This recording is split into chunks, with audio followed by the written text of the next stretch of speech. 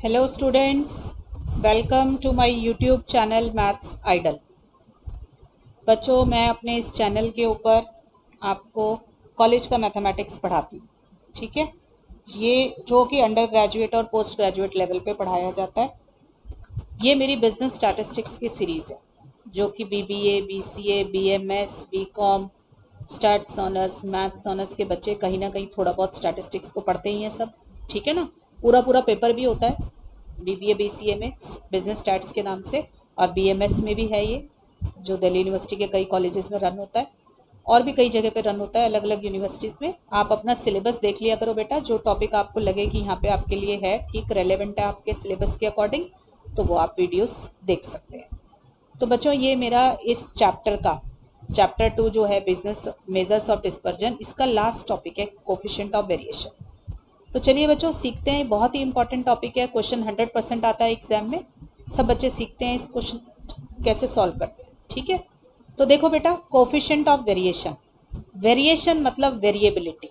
तो जब भी कभी आपको एक या दो डिस्ट्रीब्यूशंस गिवन हो और आपको उनके बीच में कितनी वेरिएबिलिटी है वो निकालनी हो, तो क्या करेंगे हम? हमेशा कोफिशिएंट ऑफ वेरिएशन निकालेंगे। ये कोफिशिएंट ऑफ वेरिएशन क्या है बेटा मेरा? ये रिलेटिव मेजर है। ठीक है, ये रिलेटिव मेजर ऑफ वेरिएशन है, राइट। और इसे किसने डिस्कवर किया था? कार्ल पियर्सन ने। इसने इसका फॉर्मूला दिया था।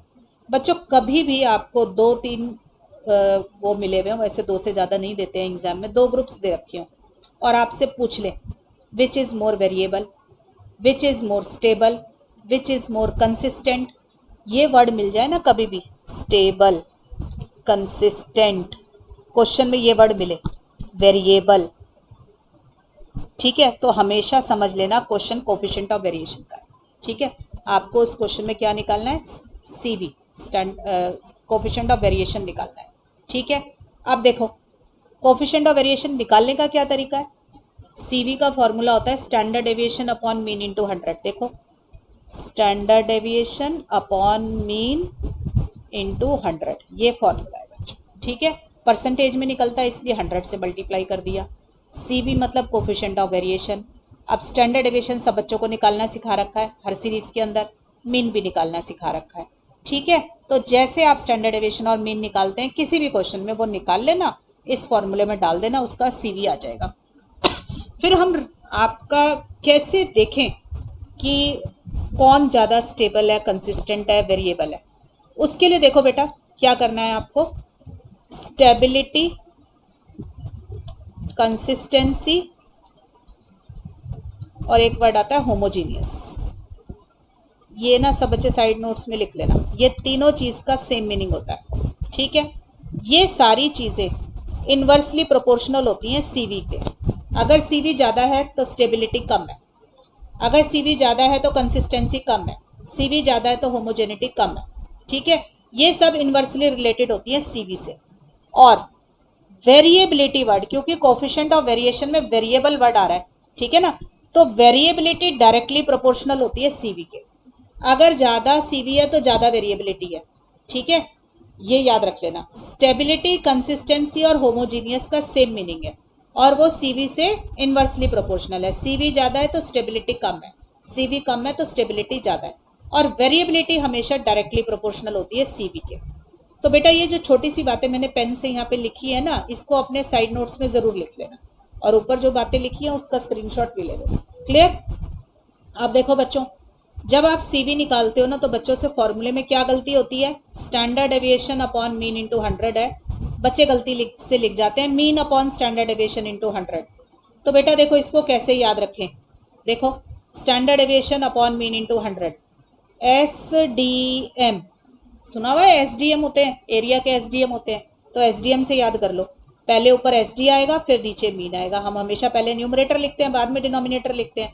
तो S D M, S D M, ठीक है, एस डी एम होते हैं ना हर एरिया के, तो एस डी ऊपर आएगा और मीन नीचे आएगा, तो S D M, sorry, standard deviation upon mean into 100। ठीक है बच्चों, इस तरीके से आप याद रख लीजिए कोफिशिएंट ऑफ वेरिएशन का फॉर्मूला, राइट। अब देखिए, निकालना सीखेंगे क्वेश्चन में। क्या क्वेश्चन होगा? देखो, क्वेश्चन में ना कभी ये नहीं लिखा होता कैलकुलेट कोफिशिएंट ऑफ वेरिएशन, इसका ना एप्लीकेशन बेस्ड क्वेश्चन आता है। क्वेश्चन में कहीं वर्ड नहीं होगा सीवी निकालना है, और आपको खुद देखना है कि यहाँ मुझे CV निकालना है। देखो, during 10 weeks of a session, the marks obtained by 2 candidates, Ramesh and Suresh, taking the computer program course are given below. Ramesh और सुरेश ने 10 टेस्ट दिए हैं 10 वीक्स के अंदर, मतलब उनका टेस्ट हुआ है जो भी, और उनके जो नंबर आए हैं वो ये नंबर आए हैं, ठीक है। जैसे ये फर्स्ट टेस्ट में रमेश के 58 और 87 आए सुरेश के, इस तरीके से दिया हुआ 10 टेस्ट का data. Who is the better scorer, तो जिसकी परसेंटेज ज़्यादा है भाई वो ज़्यादा अच्छा स्कोर कर रहा होगा, है ना। तो हम क्या करेंगे, मीन निकाल देंगे दोनों का, जिसका मीन ज़्यादा आ रहा है वो ज़्यादा अच्छा स्कोर कर रहा है, ठीक। दूसरा पूछा, who is the more consistent scorer. ये कंसिस्टेंट वर्ड आपको बताएगा कि आपको कोफिशिएंट ऑफ वेरिएशन निकालना है। अगर वो लिख दे who is more stable, who is more consistent scorer, consistent का मतलब होता है बेटा कि परफॉर्मेंस एक जैसी चलती रही पूरे साल, पूरे 10 सेशंस में परफॉर्मेंस एक जैसा चलना, ठीक है। होमोजीनियस का मतलब, स्टेबिलिटी का मतलब, कंसिस्टेंट, सबका मीनिंग सेम होता है, ठीक है ना। तो कंसिस्टेंसी का मतलब एक जैसे चलता रहा, ऐसा नहीं हुआ कि इस वाले टेस्ट में तो बहुत अच्छे नंबर स्कोर कर लिए और दूसरे टेस्ट के अंदर बिल्कुल ही जीरो हो गया, ऐसा नहीं होना चाहिए। उसको बोलते हैं वेरिएबिलिटी हो गई ज़्यादा या लेस कंसिस्टेंसी है। तो क्वेश्चन में कंसिस्टेंट वर्ड ने मुझे ये बताया कि मुझे क्या निकालना है, कोफिशिएंट ऑफ वेरिएशन, ठीक है बच्चों। तो देखो बच्चों कैसे निकालेंगे, इसके अंदर कंप्यूटेशन, हम दोनों का अलग अलग, अब इसको ना दोनों को अलग अलग इंडिविजुअल ऑब्जर्वेशंस का केस मान के हम इसका मीन भी निकालेंगे, स्टैंडर्ड डेविएशन भी निकालेंगे और कोफिशिएंट ऑफ वेरिएशन उसकी हेल्प से निकालेंगे। तो बेटा देखो टेबल बनानी है, पहले मैंने रमेश का डेटा लिख लिया, इसको x मान लिया, ठीक है, और सुरेश के डेटा को मैंने y मान लिया, ठीक। तो पहले एक का काम कर लेते हैं, रमेश का। रमेश की ऑब्जर्वेशंस जो मुझे क्वेश्चन में गिवन थी वो मैंने लिख ली। पहले इसका मीन निकाल लो। मीन क्या होता है बच्चों, total divided by number of observation. ये देखो यही होता है फॉर्मूला, जहां मेरी पेंसिल है, X bar is summation X upon N. Summation X कितना है बच्चों, 610। तो मैंने 610 क्योंकि 10 वीक्स का डेटा गिवन था तो 10 ऑब्जर्वेशन थी, मैंने डिवाइड किया, मेरे को मिल गया 61। आप देख सकते हो बेटा कि आपका 61 आया। मैंने आपको बता रखा है अगर आपका मीन जो है वो फ्रैक्शंस में नहीं आता, डेसिमल में नहीं आता, तो एज्यूम्ड मीन मेथड थोड़ा बड़ा पड़ता है, एक्चुअल मीन मेथड आसान पड़ता है स्टैंडर्ड डेविएशन निकालने के लिए, ठीक है ना। तो मीन के बाद स्टैंडर्ड डेविएशन निकालनी है ना। देखो या तो फॉर्मूला एज्यूम्ड मीन का यूज करो या एक्चुअल मीन का करो, ठीक है। मैंने एज्यूम्ड मीन पे बहुत क्वेश्चन करा दिया, आपको एक्चुअल मीन पे करा देती हूँ एक। और क्यों करा रही हूँ, क्योंकि मेरा जो एक्स बार है वो डेसिमल में नहीं आया, ठीक है, तो इसलिए एक्चुअल मीन मेथड लगा रहे। कैसे लगेगा देखो, मैंने क्या सिखाया है, पहले ऑब्जर्वेशन लिखो और उसके अंदर से एक्स बार माइनस कर दो, ठीक है। फिर क्या करो, इसका स्क्वायर करना सिखाया है, स्क्वायर करा, फिर इसका मीन ले लो। मीन कैसे लेते हैं, total divided by number of observations. और क्योंकि सॉरी ये एक्स बार नहीं है, स्टैंडर्ड डेविएशन, क्योंकि मेरा स्टैंडर्ड डेविएशन है तो स्क्वायर रूट का साइन आएगा, ठीक है। यही फॉर्मूला सिखाया था स्टैंडर्ड डेविएशन के चैप्टर में, भूल गए हो तो रिवाइज कर लेना बेटा, उसकी वीडियो बनी हुई है। जो बच्चा ये फॉर्मूला ना कर सके फिर वो उसी से करना, summation d by n, summation d by n, ऐसे ये भी सिखा रखा है, दोनों के ऊपर स्क्वायर, इसका स्क्वायर बाहर निकाल दो। Use any of the two formulas, जो आपको अच्छा लगे, any of the two formulas आप यूज कर सकते हो, ठीक है। मैं ना एक काम करती हूँ, आपको दोनों यूज करके दिखा दूंगी, एक में एक और एक में एक, ठीक है। एक्स बार आ गया 61, तो मैंने यहाँ पे एक्चुअल मीन मेथड लगाया।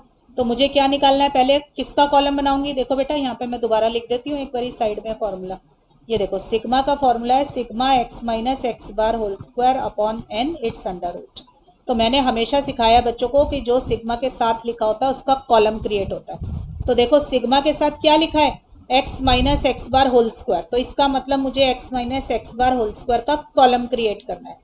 तो पहले x माइनस एक्स बार निकालेंगे, फिर उसका स्क्वायर करेंगे और उसका कॉलम क्रिएट हो जाएगा, उसका टोटल लेंगे। तो बच्चों ये रहा x माइनस एक्स बार का कॉलम, तो करिए x बार मेरा 61 है, तो 58 माइनस 61 माइनस 3, 59 माइनस 61 माइनस 2, ठीक है। ऐसे करके बेटा ये वैल्यूज निकाल लो आप सब बच्चे, ठीक है। तो ये कितना आएगा, 66 आ जाएगा, 52 में से माइनस करेंगे -9, और ये हो गया 14, 8 और -9, ठीक है बच्चों।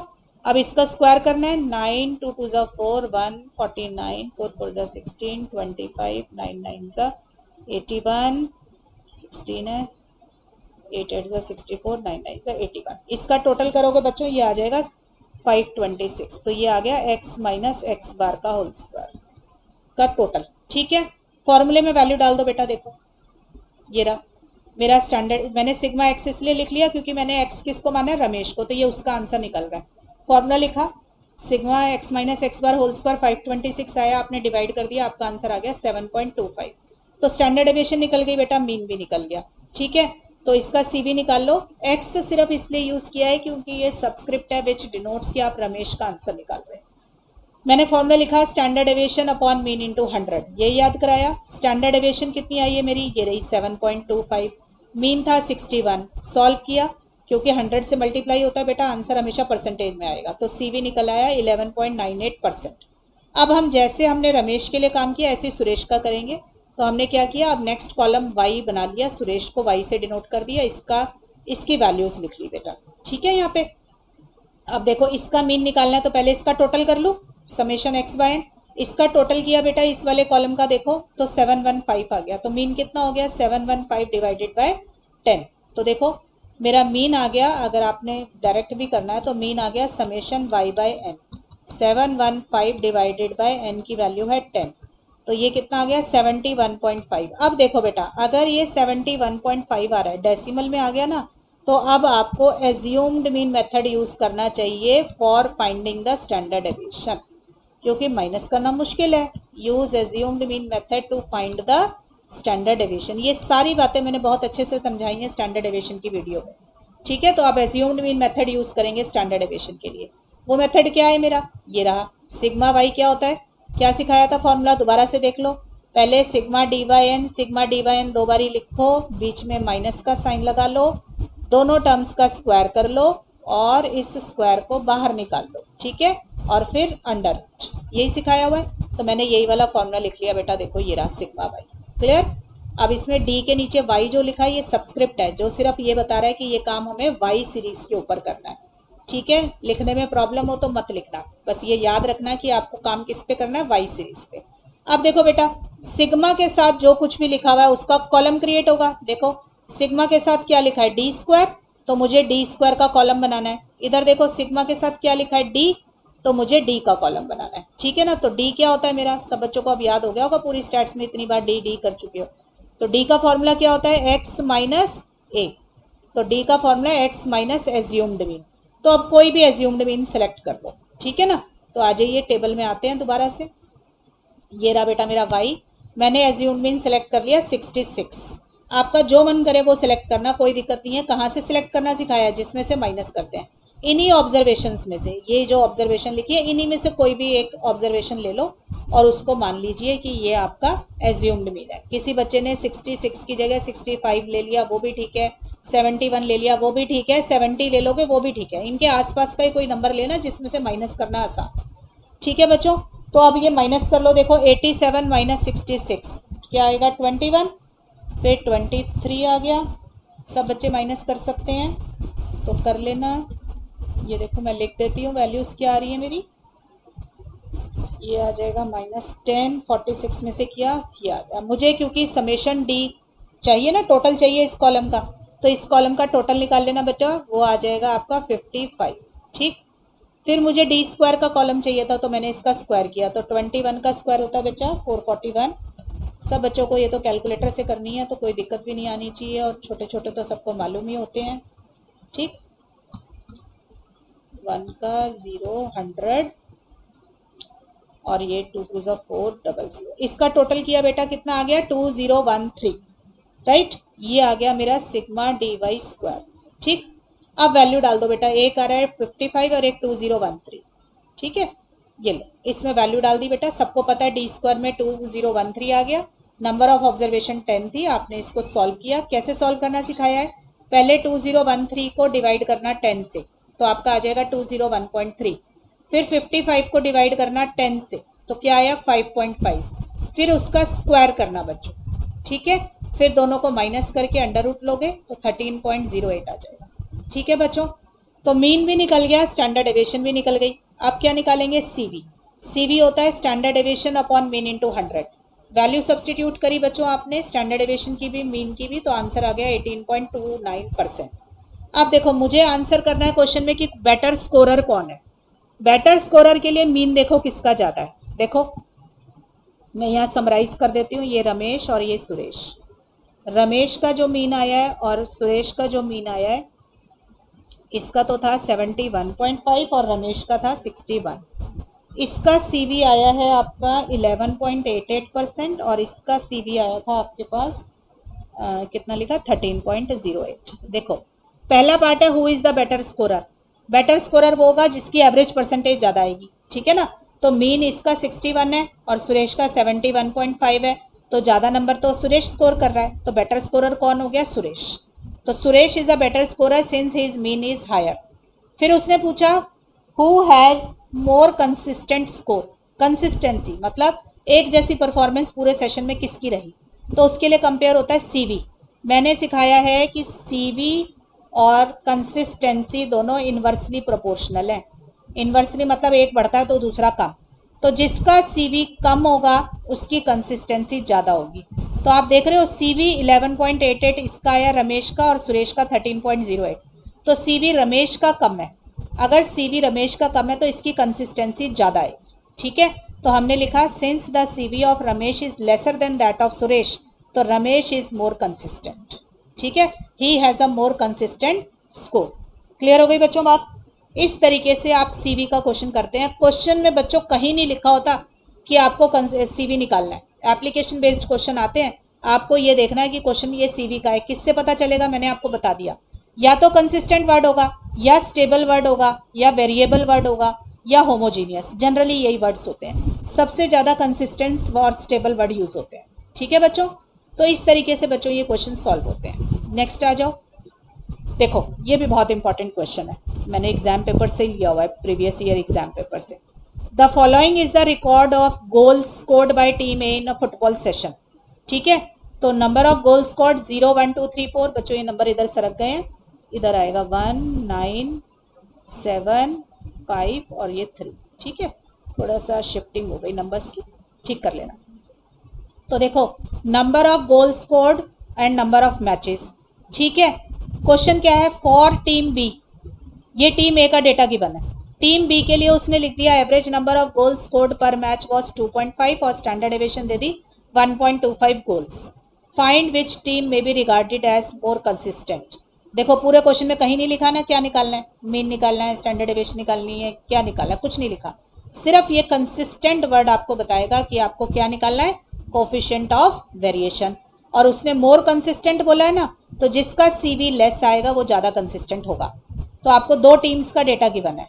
अब बेटा इसमें ना थोड़ा सा और ध्यान देने की बात है, इधर लिखा है नंबर ऑफ गोल स्कोर्ड, इधर लिखा है नंबर ऑफ मैच। तो बच्चे को ना ये नहीं पता चलता दोनों के साथ नंबर ऑफ लिखा है जी, कौन सा तो एफ है और कौन सा एक्स है। तो देखो यहाँ पे से देखो, for team B 1.25 goals, number of goal scored per match, मैंने हमेशा बताया जिसका आंसर निकाला जाता है वो एक्स होता है। तो average number of goals, standard deviation 1.25 goals, तो गोल्स का आंसर निकल रहा है, तो गोल्स क्या होगा, एक्स। तो ये एक्स है तो ये एफ है, ठीक है।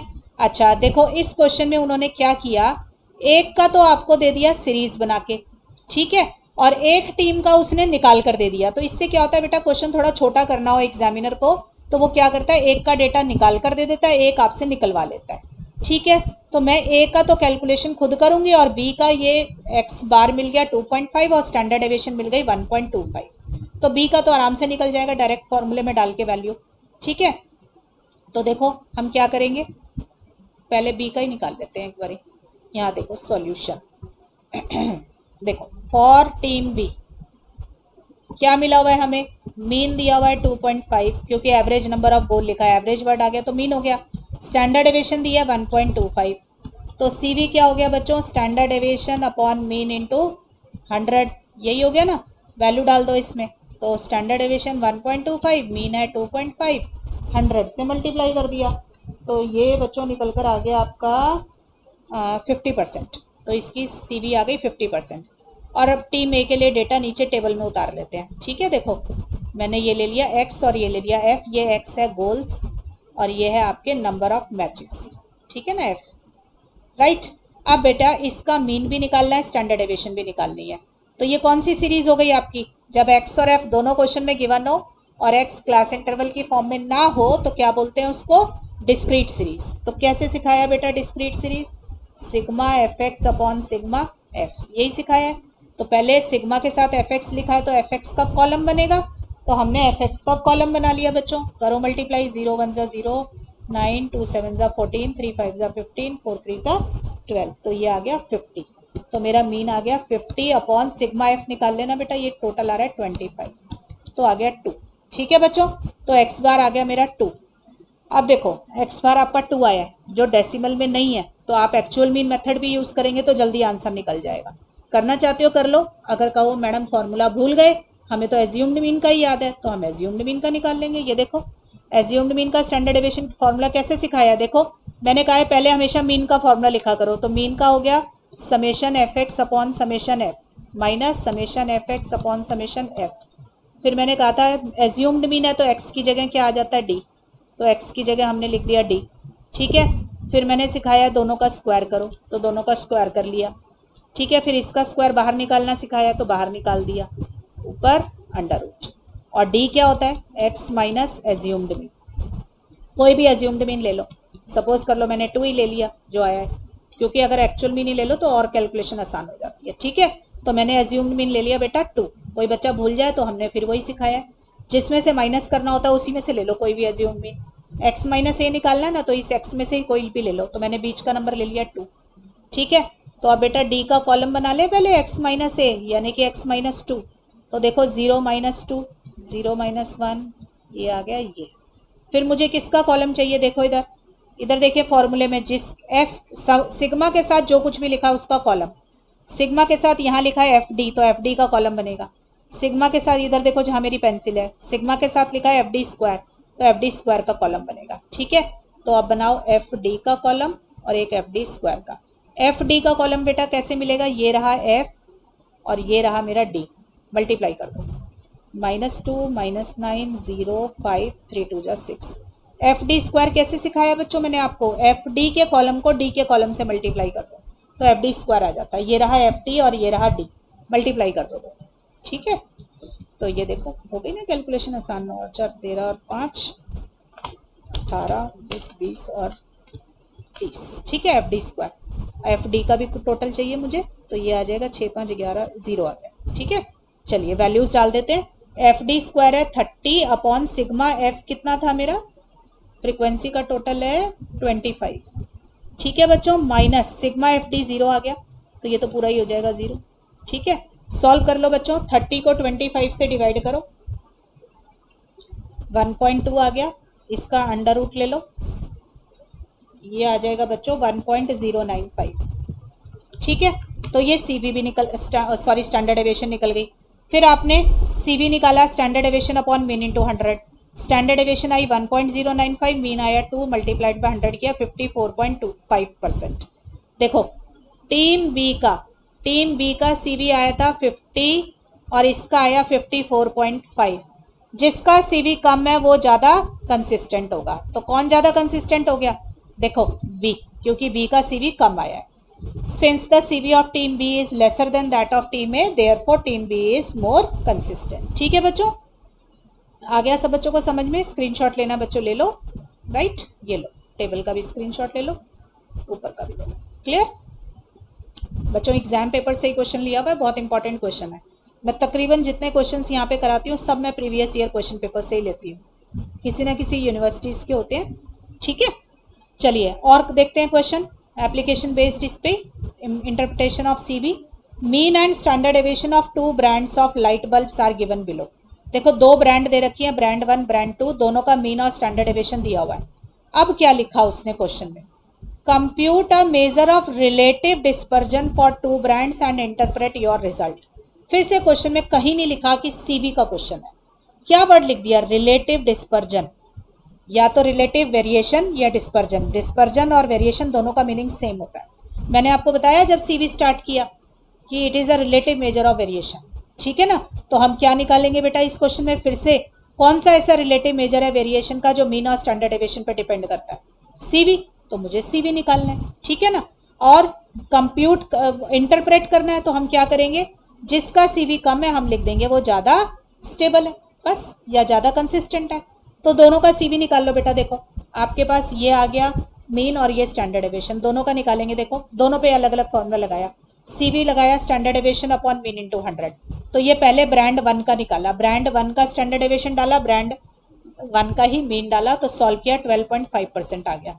फिर बेटा मैंने ब्रांड 2 के लिए भी फॉर्मूला लगाया, सिंपल वैल्यू सब्सटीट्यूट करी, ठीक है, तो ये आ गया 7.8%। आप देख सकते हो जिसका सीवी कम है वो ज़्यादा कंसिस्टेंट है, तो ये इसकी इंटरप्रिटेशन हो गई। Since the CV of brand 2 is lesser, therefore brand 2 bulbs are more consistent. ठीक है, ज़्यादा कंसिस्टेंट है तो ज़्यादा रिलायबल भी हो गए। ठीक है, तो ब्रांड 2 के बल्ब्स ज़्यादा अच्छे माने जाएंगे, वो ज़्यादा अच्छी परफॉर्मेंस देंगे। ठीक है बच्चों, तो इस तरीके से शॉर्ट क्वेश्चन भी आ जाता है सीवी में, सब कुछ निकाल के दे देते हैं आपको, सिर्फ ये इंटरप्रेट करना होता है कि सीवी का क्वेश्चन, सीधा डायरेक्ट फॉर्मूले में सब्सटीट्यूशन है। अब देखो बेटा, मीन स्टैंडर्ड डेविएशन को यूज करते हुए भी एक सीवी का क्वेश्चन एप्लीकेशन बेस्ड कैसे बना दिया जाता है प्रॉपर्टीज पे। देखो, if 20 is subtracted from every observation in a data set, तो कोफिशिएंट ऑफ वेरिएशन जो बनता है वो है 20%। और अगर 40 को ऐड कर दिया जाए हर ऑब्जर्वेशन पे तो कोफिशिएंट ऑफ वेरिएशन बन जाता है 10%। ठीक है, find the mean and standard deviation of the original set of data. आप देखो मैंने आपको क्या सिखाया, अगर x1 x2 xn मेरी कुछ ऑब्जर्वेशंस हैं, मैं इसमें कोई कांस्टेंट ऐड करती हूँ तो मीन भी आपका k टाइम्स हो जाता है। तो मीन अगर x बार है तो वो भी x बार प्लस k हो जाएगा। और स्टैंडर्ड डेविएशन पे कोई फर्क नहीं पड़ता ऐड करने पे। ठीक है, ऐड करो या माइनस करो, स्टैंडर्ड डेविएशन पे कोई फर्क नहीं पड़ता, बट मीन उतना ही बढ़ जाता है और उतना ही कम हो जाता है। अगर माइनस करोगे तो माइनस हो जाएगा और ऐड करोगे तो ऐड हो जाएगा। ये बात मैंने आपको प्रॉपर्टीज ऑफ मीन और प्रॉपर्टीज ऑफ स्टैंडर्ड डेविएशन जब करी थी तो समझाई थी। ठीक है, तो ये क्वेश्चन उसके ऊपर है। तो देखो बेटा मैंने यही बात लिख दी कि अब जो 20 को जब सब्ट्रैक्ट करोगे तो मीन भी 20 से कम हो जाएगा, तो यानी कि x बार नया क्या आ जाएगा, x बार माइनस 20। तो देखो बेटा मेरा सीवी का फॉर्मूला यही होता है, standard deviation upon mean into 100। CV कितना दिया है उसने 20 सब्ट्रैक्ट करने पे 20% क्वेश्चन में, तो मैंने सीवी की जगह लिख दिया 20।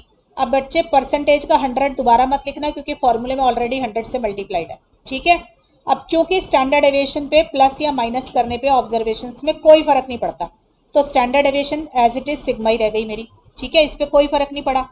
मीन पे मैंने कहा कि अगर 20 सब्ट्रैक्ट किया तो मीन भी 20 से कम हो जाएगा, तो मीन की जगह क्या लिख दिया, x बार माइनस 20। ठीक है, इंटू 100।